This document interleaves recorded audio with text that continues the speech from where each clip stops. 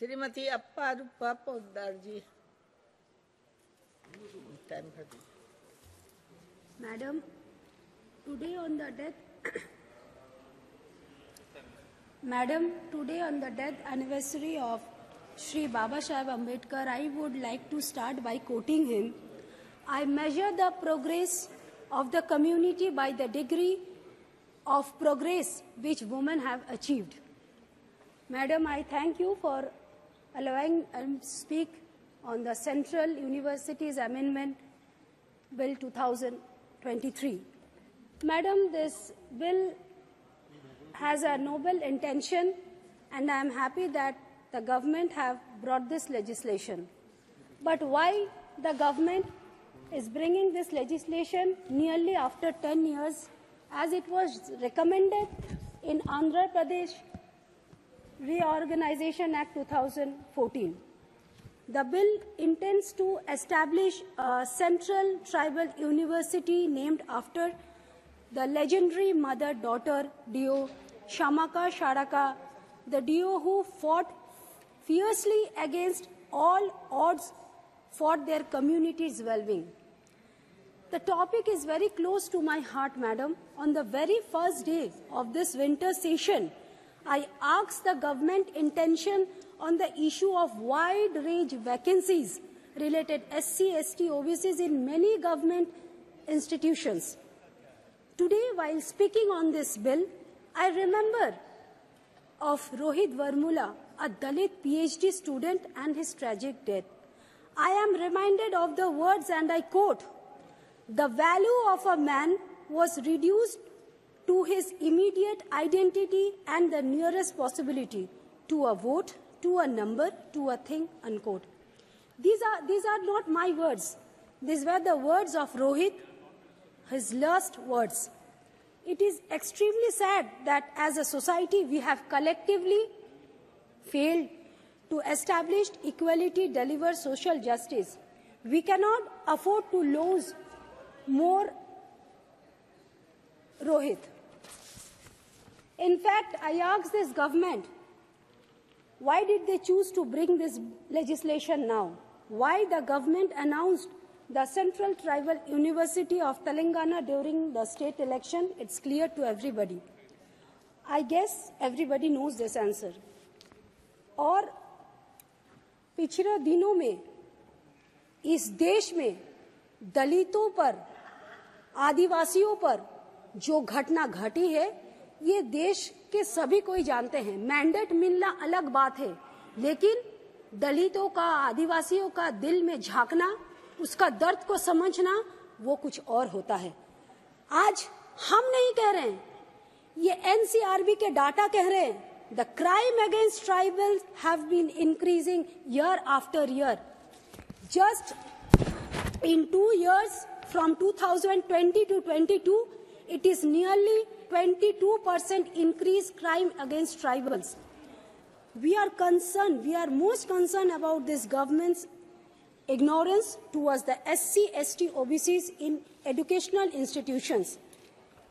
13,626 students belonging to SC, ST, OBCs studying throughout the country in the most prestigious institutions like IIT, IIMs, central universities have a dropout in last 5 years.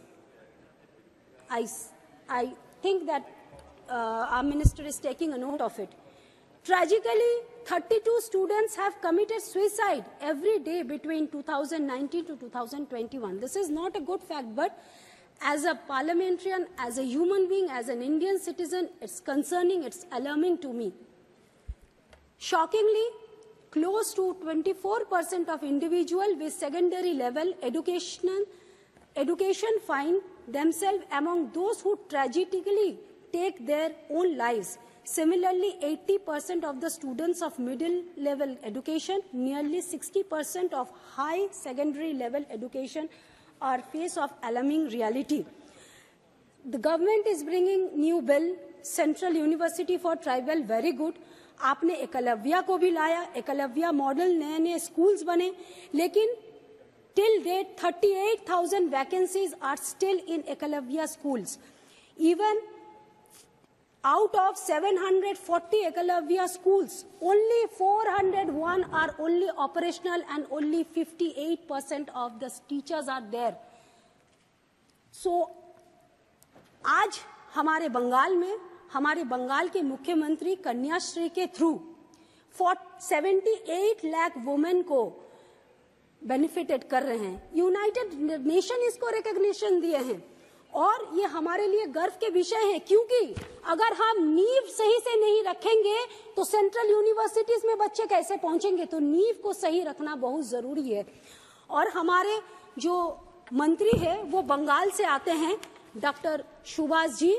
वो doctor है by profession, by educational minister है. तो फिर हम आपसे कहेंगे कि आप बंगाल से आते हैं, आपको बंगाल का दर्द समझ में नहीं आते. आप बंगाल में एक ही सेंट्रल यूनिवर्सिटी है जो विश्व भारती है, जो एक प्रेस्टिजियस यूनिवर्सिटी है, जहां से देश के पूर्व प्रधानमंत्री पढ़ चुके हैं और काफी लोग जो यहाँ से पढ़े हैं जो विदेशों में सेटल है, इवन कोई इस पार्लियामेंट में भी है. आज आप सरकार के लिए काम करेंगे, पब्लिकों के लिए काम नहीं करेंगे. आप चुप रहिए. यूनेस्को ने विश्व भारती को हेरिटेज स्टेटस दिए और वहां के जो वाइस चांसलर है वो प्लेकार्ड में जो है कवि गुरु रविंद्रनाथ जी का नाम नहीं लिखा. और उसके बाद उन्होंने सिर्फ वाइस चांसलर और नरेंद्र मोदी जी हमारे देश के प्रधानमंत्री जी का नाम लिखा. आप बताइए, कोई दाढ़ी रखने से रविंद्रनाथ टैगोर नहीं बनता है. आप रविंद्रनाथ जी को अपमान किए हैं, बंगाल का अपमान है. और सिर्फ बंगाल के नहीं, पूरे देश के पूरे विश्व के अपमान है. मुझे बोलने दीजिए. उसके बाद ये विश्व भारती में हर साल विश्व भारती में हर साल पौष मेला और सब होता है. झूठ बोल रहे हैं. नहीं बंद कर दिया. मैडम मैं आपसे आरक्षण मांग रही हूँ, मुझे बोलने नहीं दिया जा रहा है. क्या बात है, ये क्या बात है मैडम? बोलिए. मैडम वो खड़े झूठ बोल रहे, मुझे क्यों नहीं बोलने देंगे? क्या मैं महिला हूँ? क्या मैं एक ऐसे घर से आई हूँ इसीलिए मुझे नहीं बोला दिया जाएगा? अब तो बैठ के बोलिए. मैडम इवन विश्व भारती का प्रांगण में, मैडम विश्व भारती का प्रांगण में जो हर साल पौष मेला होता है, जहाँ पर बाउल संगीत होता है, जहाँ से देश विदेश से हर पर्यटक आते हैं, वहाँ पर विश्व भारती के जो वाइस चांसलर है पौष मेला करने नहीं देते हैं, बसंत उत्सव करने नहीं देते हैं. सब अपने मनमर्जी से करते हैं. इवन स्टूडेंट्स के साथ बहुत खराब तरीका से वो बिहेव करते हैं. आज बताइए, हमारे स्टेट में यही भारतीय जनता पार्टी के कार्यकर्ता, भारतीय जनता पार्टी के ऑपोजिशन लीडर हमारे स्टेट के आदिवासी मंत्री को कहते हैं कि वो पैर के नीचे, जूते के नीचे रखते हैं. ये है इनके आदिवासी दर्द, ये है इनके आदिवासी प्रेम. तो आप भूल जाइए, आप एक बंगाल से आ रहे हैं, आपको बंगाल के लिए सोचना चाहिए. बंगाल के लिए उन्होंने मेरा तारकेश्वर में केंद्रीय विद्यालय का नींव तक नहीं रखा.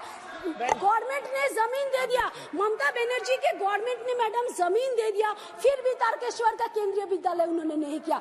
देखिए, खड़े पार्लियामेंट में झूठ बोलने से नहीं होता है. देश के लिए काम करना पड़ता है. जीत तो सब कोई जाता है, लेकिन देश का दिल जीतना पड़ता है. यही बोल के मैं अपना पार्टी का धन्यवाद देती हूँ. धन्यवाद मैडम, थैंक यू.